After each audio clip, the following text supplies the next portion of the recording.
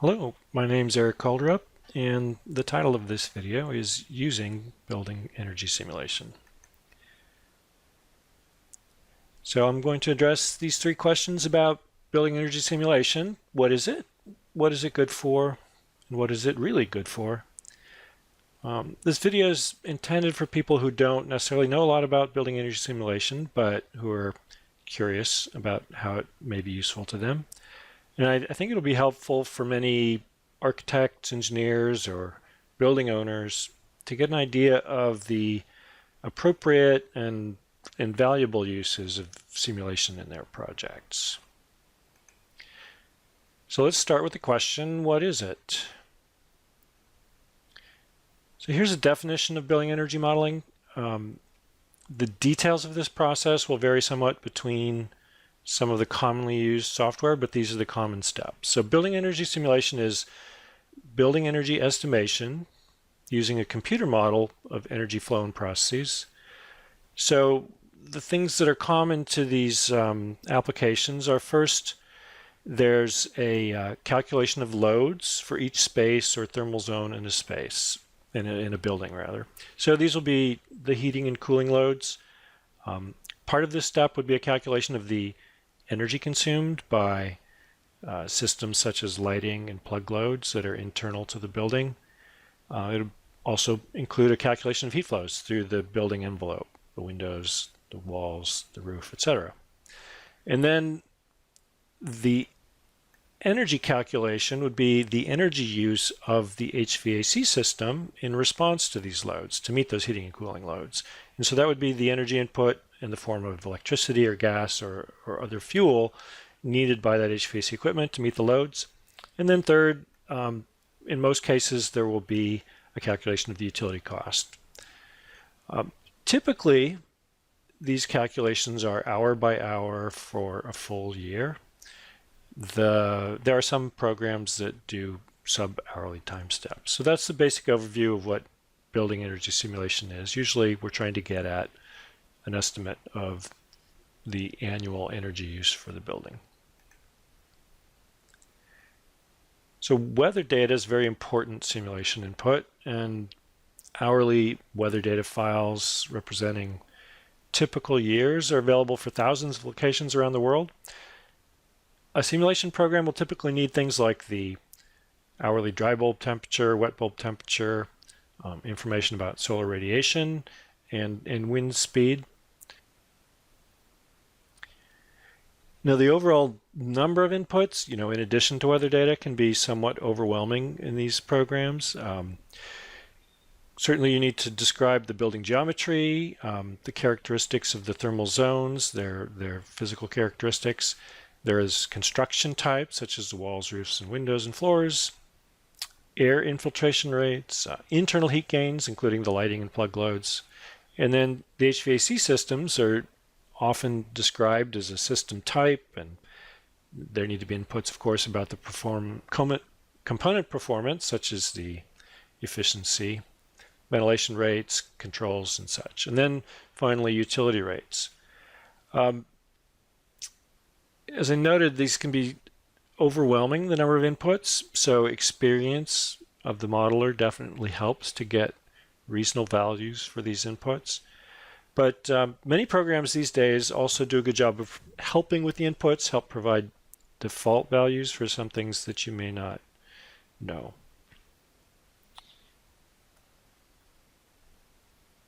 So the outputs, of course, we get energy consumption and energy cost. You can also typically get information about things such as heating and cooling loads, airflows, HVAC equipment sizing information.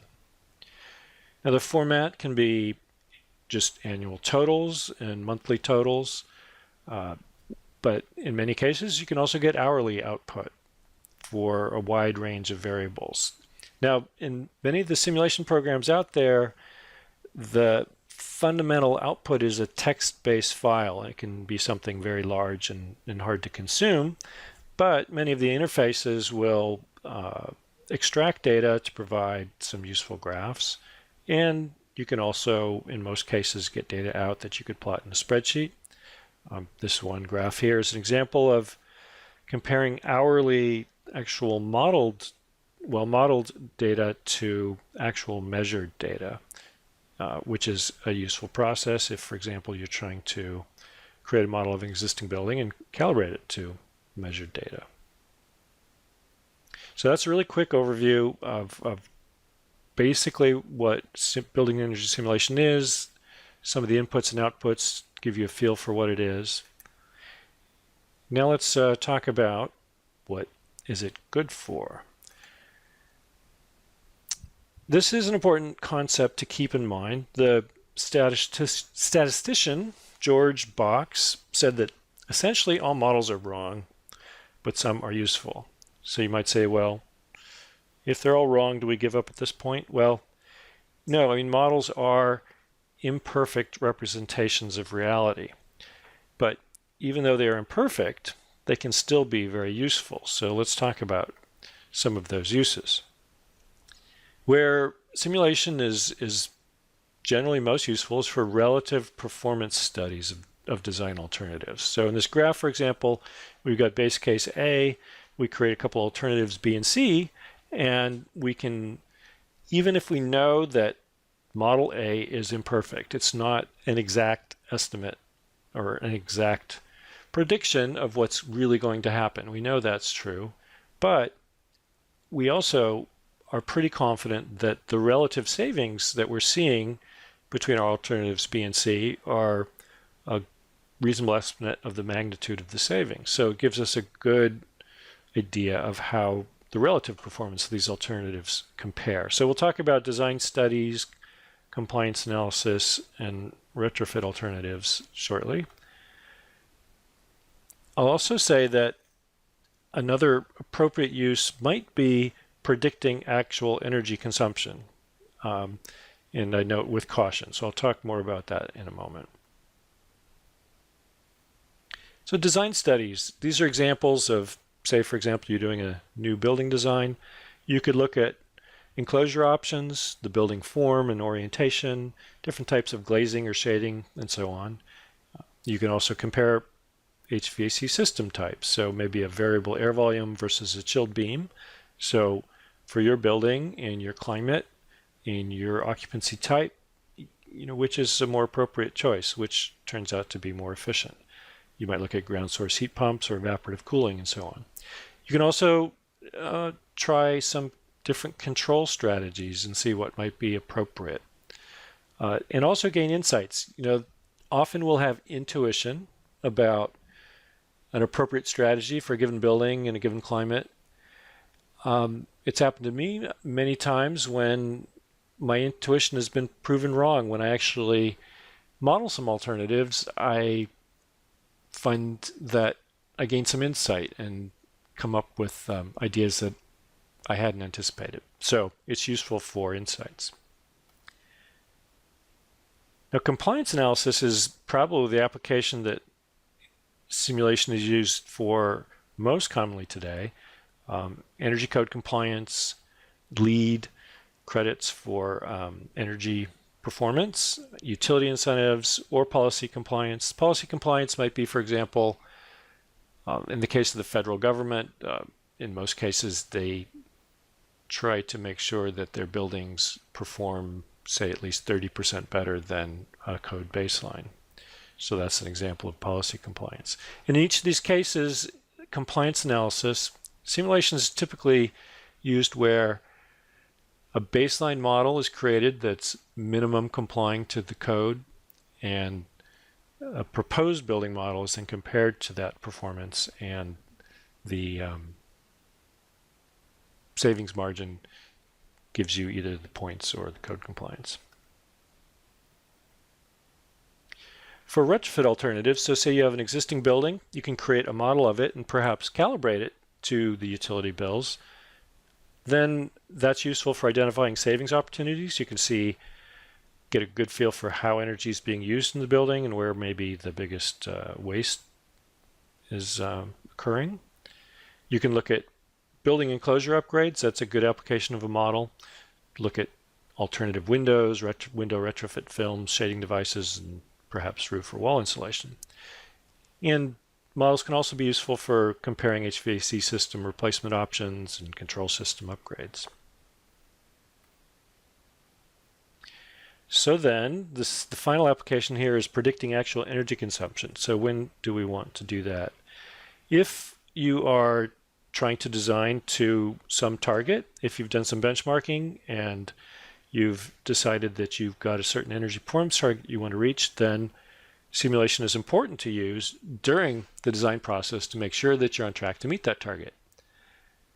The challenge is that you need to probably spend some extra time defining the assumptions. You probably need to work with your building owner, or if you're the building owner, you need to provide the information to the energy modeler regarding, well, how many people are you likely to use in the building, and how many computers will they have? When will people get there in the morning, and when will they leave? This information about the anticipated usage of the building is especially important in this case. And then similarly, with net zero design targets, if you're trying to achieve a net zero building, then you're probably putting photovoltaic panels on the roof, for example. And the question there is, well, how many do you need? So you need an estimate of what the annual energy consumption will be. And so a model can be useful for that. Once again, you need to be careful and put in some extra time making sure that the input assumptions represent the building operation as anticipated.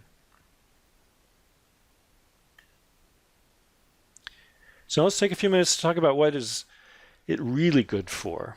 So I'd like to talk about where I think energy simulation really provides the most value, or you might say the most bang for the buck. And where I feel that value lies is in the early stages of design.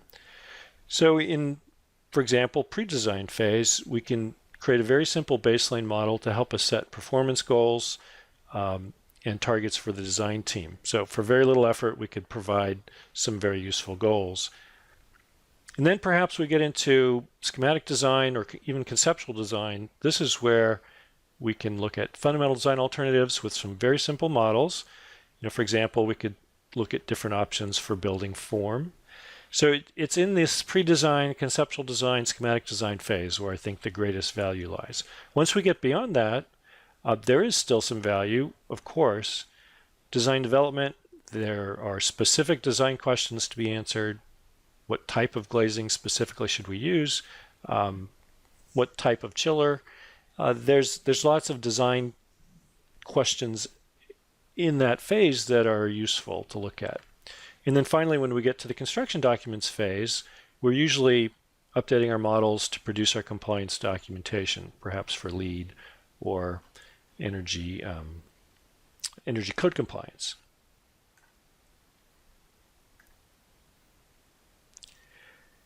So let's look for a second at timing and the potential cost benefit. So say during conceptual design phase, for a relatively little amount of effort, you can create some simple models looking at some fundamental design questions and provide significant value. You're at a stage where there aren't very many decisions that have been made yet, so there are potentially significant impacts to the design from the information you can get out of this conceptual design model. Now, when you move into schematic design, there's usually somewhat more modeling effort required, so perhaps the cost of simulation goes up a little bit. There's a little more detail, but there's still significant value because there's still many design decisions to be made.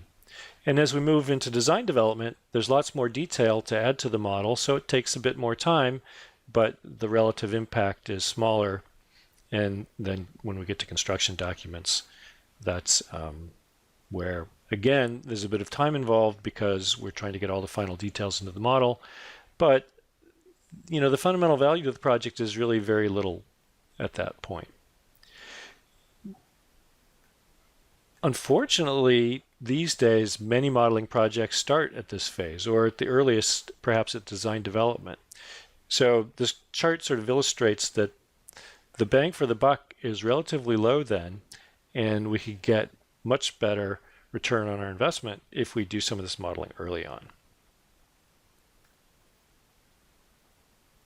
So people will often ask, well, if I'm going to be doing that work early, won't it cost more for the design? Won't it extend the design schedule? Won't things take longer? Well, this chart is illustrating what we might call a typical design process, and it's just conceptual. So it starts here in pre-design, and then we spend a little bit of time in schematic design. We move through design development and construction documents. The argument is that if we use what you might call an integrated design process, we use some analysis early on, we bring more people into the room when we're discussing design options, then we do spend more time and money in pre-design and probably in schematic design. But the theory is anyway, and I think it works out in practice many times too, the schedule for design development can be compressed because those people have been involved, lots of more decisions have been made earlier, and then the later design development construction documents phase can get compressed somewhat. So let me just give two quick examples of these types of early design studies. So here's a conceptual design study. Say, for example, you are looking to build a roughly 75,000 square foot office building. You can very quickly create models such as this, looking at three different aspect ratios. I'll call this the top one, the fat one, then the average one, and the skinny one. And these we'll see results for Sacramento, California. So, intuitively, which is better? We know that the surface to volume ratio will be much higher on the skinny building, so you'll have more wall area relative to that floor area. So perhaps you'll have more heat gain and heat loss, so you might say that's worse. But on the other hand, you have more window area, you have much more perimeter area, and so maybe you've got much better daylighting availability, and you can turn your lights off. So what's the net of that? And that's the kind of question we could try to answer. If we look at lighting electricity, for example, just in the first case, the fat building without any daylighting controls consumes the most amount of lighting energy, and then the annual lighting consumption drops as we go from fat to average to skinny. You might say, well, okay, that's fine for lighting, but what about the heating and cooling and total energy costs? So you can also investigate that. And in this particular case, the lighting savings provided by the skinny building outweigh any potential negative heating and or cooling impacts. And in fact, if you reduce lighting electricity usage, that means you reduce heat gains into the space, and so the cooling energy may actually go down as well. So this shows us that perhaps we explore a skinny design option in this case if we want to optimize energy. And then the other example is a conceptual design study again, and this is for an airport terminal. So in this case, a quick model was created of just a slice of an airport concourse. You don't necessarily need to model a whole building. You could model just a piece of a building if it's representative. In a baseline design was a basic code compliant building. This was done a number of years ago, so it complied with the energy code at the time. And then two design alternatives, an improved design and optimized design. So the improved design looked at better lighting, better shading or glazing, and then looked at some exterior shading. And the optimized design added daylighting controls, displacement ventilation, and demand control ventilation. And what this quick analysis showed is that in terms of energy cost, you could get down to you could achieve about 50% savings in this optimized design, and showed that many of these strategies would be worth pursuing in more detail. There might be other things that are important for a project. In this case, for example, this new terminal would put a load on the electrical distribution system and the district cooling system. And so strategies that would reduce those loads were also particularly valuable. So we can study those kinds of things with building energy simulation.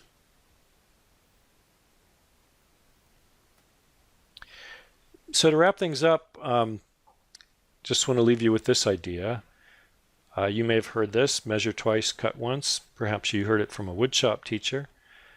And of course, this is a way to avoid mistakes and save time in the long run by spending a little bit extra time up front, a little bit extra time with planning and measuring and so on.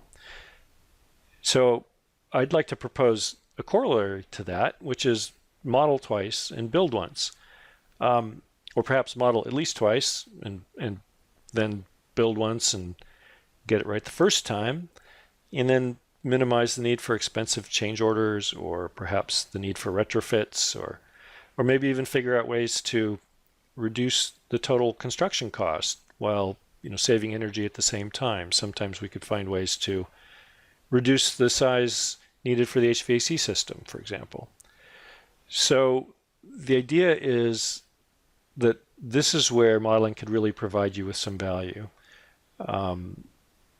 help you optimize your design, avoid mistakes, and come out better in the long run. So with that, I'll conclude this video.